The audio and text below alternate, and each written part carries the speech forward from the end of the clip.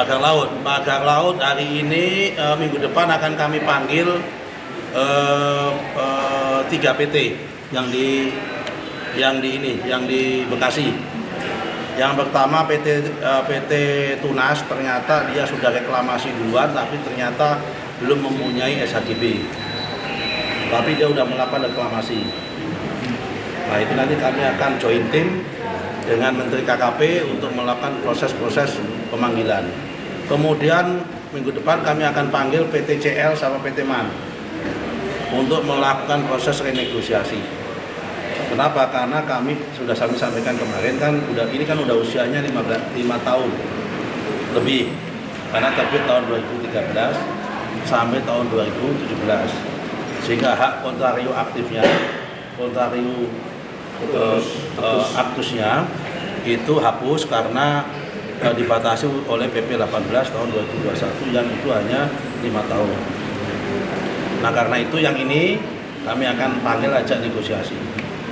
Apa output negosiasinya? Tawaran pertama saya minta mereka membatalkan. Minta pembatalan. Kalau dia tidak mau proses pembatalan, kami akan menggunakan hak kami karena itu laut. Saya bilang kan saya anggap itu tanah musnah. Karena memang faktanya tidak ada tanahnya sama sekali. Yang nomor 3, kalau memang dia masih ngotot, ya kami akan minta supaya pengadilan untuk membatalkan karena faktanya juga tidak bisa. Yang keempat, kalau dia masih ngotot sekali, kami akan menggunakan pendekatan dalam konteks PP nomor 20 tahun 2021, di mana pemegang hak atas tanah, terutama kalau SHGB maupun SHGU itu kalau sifatnya pembelian hak bukan konversi, maka itu dalam waktu 2 tahun dia harus ada progres pembangunan. Saya lihat ini tidak ada progres pembangunan, sehingga itu bisa kita masukkan dalam tanah telantar juga bisa. Sedang kita kaji opsi-opsinya, nggak mungkin saya semua sampaikan menyangkut masalah strategi. Yang intinya adalah kami berusaha supaya itu batal lah, itu aja intinya. Ini tinggal masalah proses pembatalan, tinggal masalah pilihan-pilihan skenario pembatalannya. Nah, kalau soal masalah pilihan skenario pembatalannya, maka kami menggunakan itu masalah dapur kami, rahasia kami. Karena kalau saya sampaikan semua di publik nanti akan di-challenge di pengadilan. Kemudian yang terakhir, yang kelima, kami sudah perintahkan Pak Irjen untuk menginvestigasi masalah ini dan hari ini sudah mulai dipanggil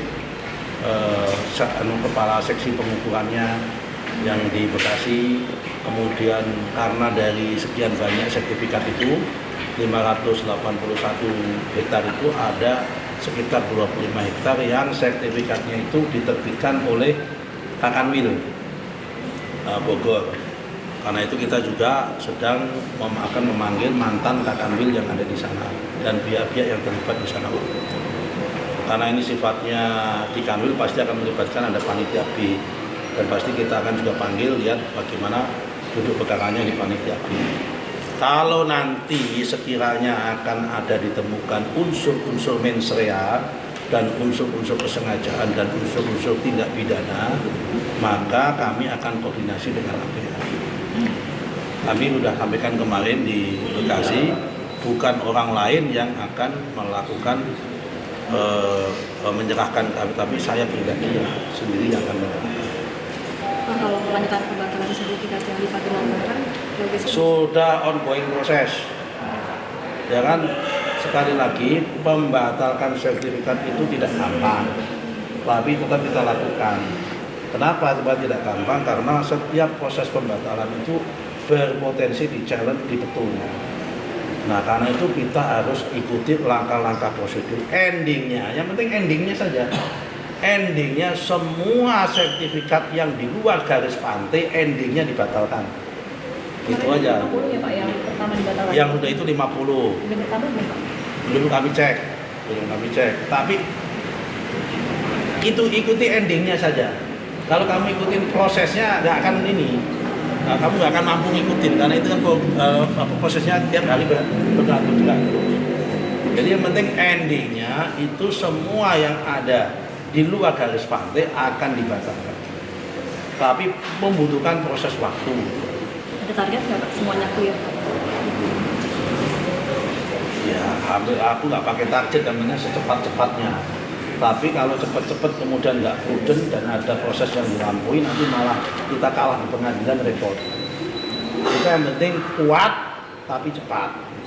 Ada arahan khusus nggak sih Pak? Kemarin kan sempat ketemu sama Pak Presiden ya? Terkait pada waktunya ada arahan khusus nggak? Ya kalau toh ada ya nggak bisa saya sampaikan.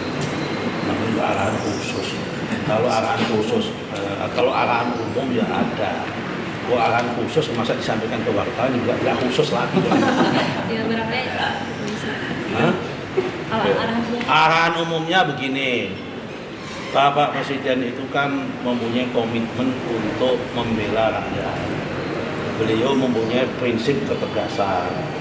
Ya kita sebagai pembantunya beliau dan atas arahan beliau pasti menegakkan ketegasan itu dan tidak pandang bulu.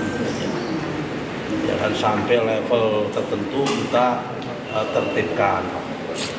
Dan tapi sejauh ini kita masih menggunakan dimensi maladministrasi terlebih dahulu. Kenapa? Kalau menggunakan dimensi pidana dan sebagainya itu bukan ranah kami, tapi itu ranahnya APH. Oke? Terima kasih. Cukup? Ya, Pak. Apa mafia tanah lagi? Mafia tanah udah sih. Kalau yang Bekasi itu sebenarnya ada apa namanya kontribusi cuman dari orang ATM aja atau ada kontribusi kades gitu kayak yang di Komat sih Pak? Oh, yang bangga laut. Iya, yang pakai Ya, kades. kalau nggak melibatkan kades ya nggak mungkin. Ini berarti kades ya Pak? Ya oknum lah, saya nggak mau nyebutnya oknum lah, nggak mungkin. Yang namanya sertifikat kan butuh dokumen pendukung. Nah, dokumen pendukung yang meneguhkan siapa? Pihak-pihak lain, salah satunya siapa? Pintu awalnya adalah pihak kepala desa. Nanti dari dinas Dispenda yang mengeluarkan PBB, laut ada PBB-nya, itu nanti tiba-tiba begitu nanti. Kemudian ada lagi KKPR karena HGB. Nah, nanti pasti akan ketahuan semua sedang dilakukan proses investigasi. Tapi yang jelas setiap maladministrasi atau rekayasa SHGB maupun SHM apapun di lingkungan BPN itu tidak berdiri sendiri. Karena yang namanya BPN itu posisinya ada di hilir. Dokumen-dokumen hulunya harus lengkap. Oke? Terima kasih.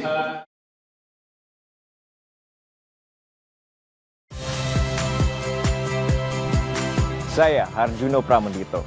Saksikan program-program Kompas TV melalui siaran digital, pay TV, dan media streaming lainnya. Kompas TV, independen, terpercaya.